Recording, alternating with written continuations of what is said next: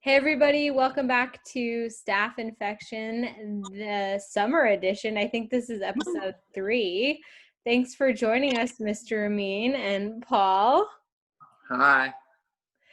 Hey, so today we are going to play a language game. For those of you who might not know, Paul was born in the Ukraine and moved here when he was 11, so he still speaks fluently in Ukraine. Or Ukrainian, I should say. And the way this game is going to work is Paul will say a word or phrase in Ukrainian and give Mr. Amin 2 choices about what that word or phrase means, and then Mr. Amin will guess which one is correct, and we'll go from there. And we have 7. Okay. Any questions? None. All right, Paul, first one. Okay, I'm gonna go easy on the first one. And it's okay, so should I say it fast and then slow or just say it normally? What do you think? Say it normally. I'm just a guy on the street. Okay. We know each other. So a guy in the street could say, "Я люблю їсти банани." Okay. Do you want me to repeat that at all or No, I think yeah. Man on the street, So- I'm with you. So option A is I like to eat bananas. Or option B is I love to dress up as a banana. I'll say it again. Я люблю їсти банани. See, I'm gonna go with B. You like dressing up as a banana? Well, I thought you were saying to me, I like to dress up as a banana. But yes, I mean both are true. Both are true. Both are kind of true, but no, it's A actually. I like to eat bananas. Oh, you said I like to eat. I thought you said Alex likes to eat bananas. Oh, sorry. No, See, I said I like to eat bananas. I'm not good with either language, Paul. English or Ukrainian. This is gonna be brutal. I'll try and repeat the solutions. Okay. No, it's fine. All right. Okay. I'm gonna get the next 6 though, so I'm gonna come out on top. Okay. Let's do this one. Допоможіть. Допоможіть. Допоможіть. It's either help or get the heck out of here. Oh, I like get the heck out of there. I mean, it seems like a lot to say just for help. So I'm gonna say, Paul. I forgot half of it. Допоможіть. Допоможіть. It's actually A for help. Golly, it sounds like a lot to say. It's like you're explaining the help. Right? It's kind of crazy. I thought it was kind of funny. All right, moving on. Let's do a funny one. Великий зелений трактор.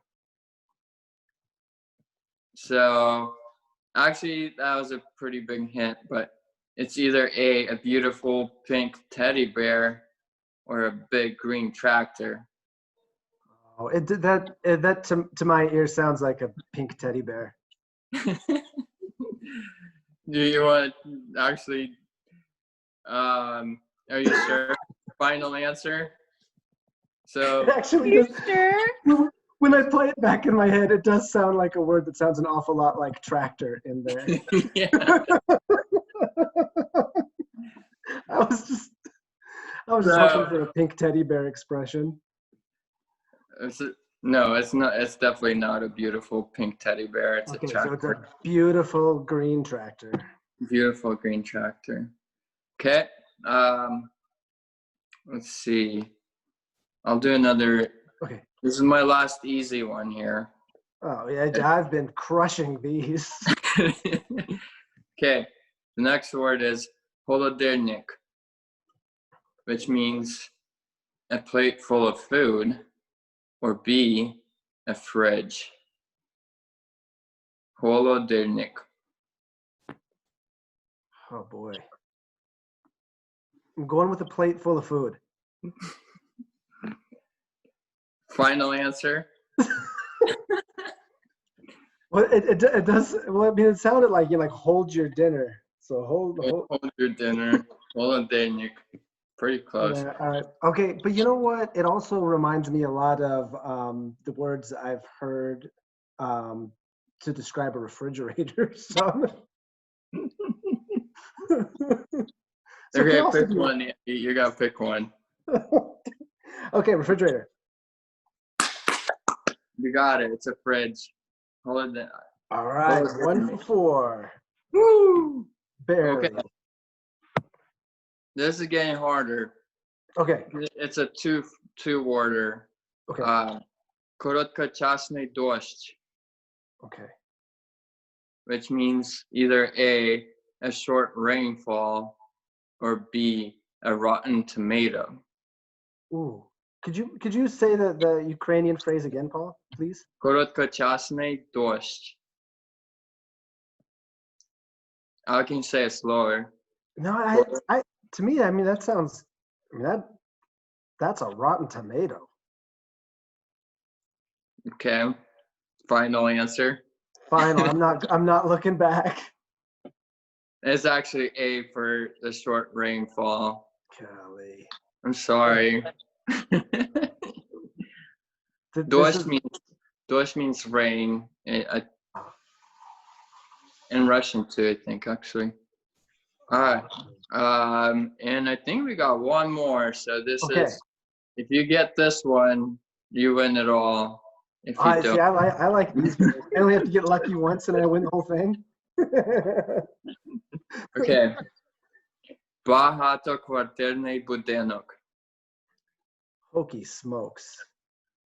Which means either A, a building with lots of apartments, or B, a mushroom farm.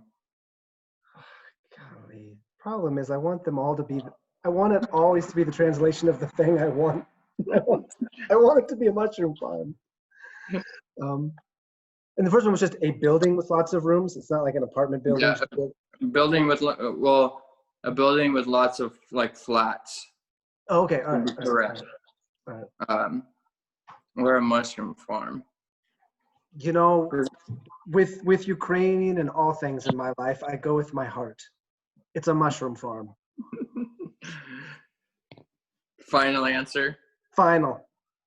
It's actually the building with lots of. And like everything else, I go with my heart and I'm wrong. So. Well, good job, Andy. I think there's a lot. It's super hard. Like I feel like if you don't know the language, you just. Wasn't that the fascinating things about languages, right? I mean, like, you know, there's some languages that are close enough that you can kind of pick things out. Yeah. And if you didn't grow up around Russian or Eastern European languages, or you didn't live in a community in the States like that, it's, you know, when the first time that I spent time with Joe's folks, it's kind of the same thing. I hadn't heard anything like Tagalog, and so. Yeah. Golly. Well, that's cool.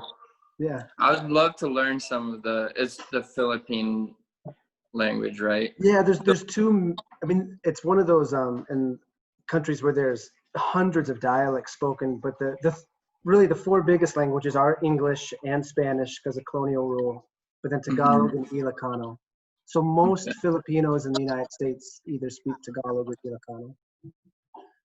Cool. Yeah. And they sound nothing alike. So like like Joe has, you know, Mrs. Ramin has girlfriends here in the States who are Filipino American and they speak Ilocano, and yeah, they're different. Yeah. Yeah. It's so cool. I think languages are super cool in general. Just like how. Yeah. It's something like in school, I took the languages classes because I needed to take them and pass them for college, and I didn't pour myself into it. And that's something I wish I'd done differently. Yeah. Yeah. Me too. So, Paul, when you dream, do you dream in one language or both languages? It depends. He doesn't dream very often. And I don't. Yeah. Oh, really? Yeah. Yeah, I don't dream very often. That's the sign of a man with a calm soul and a clean past. Yeah. I think it in both. Like I do some Russian, some Ukrainian sometimes. I think mostly now it's more in English since I do speak more English now. But like there's like memories I think sometimes that I do have and be like innate. Yeah, depending on the setting of the dream, I guess. Did you speak any English when you immigrated? So right before I left, I took a English class, like an introduction. So I probably knew about 200 words, kind of like all the standard, like hi, hello, Sure. goodbye. But other than that, nada. Yeah. Sure. Yeah. Yeah, that's cool. I think for the most part, like the kids learn pretty quick. Sure. So within like 2 or 3 years, we were able to get a pretty good mastery. It's still an amazing accomplishment, though. It's still extraordinary. Yeah, it's cool. Yeah. Well, he was Awesome. like full immersion, you know, you just like show up in an English school and there's like no other option than to just like learn it. Yeah, that's the way to do it. I was really good at math when I came first, and that was like the language that I knew. It was like how to do the math stuff, and it was good. That's interesting. Yeah. Didn't you say that in the Ukraine math was like a lot further ahead than? Yeah, it got a lot harder. Yeah. Early on.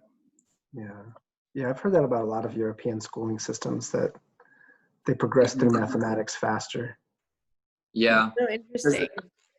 Yeah, because when I first showed up here, it was in the 5th grade, and it seemed like we were doing math that I did in like the 2nd or 3rd grade over there. Yeah. Because it was like really easy for me. Which is kind of funny, right? Because, you know, in the United States, we always talk about how we should be teaching little kids languages as soon as possible. Like Benny started doing Spanish in kindergarten, but it also makes perfect sense if you think about math as a language. Yeah. We should be diving into that as quickly as possible. Yeah. Right. A lot of sense. Especially with like the memorization stuff, like adding, subtracting, multiplying, dividing, like there's no reason. I mean, if a student's progressing at a typical pace, you know, they can be learning or memorizing multiplication, division facts, or like doing the models and the pictures. Yeah. See, look at that. And that's the beauty of staff infection. We just get together for a couple laughs, and now we're rewriting curriculum. We are changing public education. Yep. Well, it's nice to see you, Andy. Yeah, it is good to see you guys too. It's funny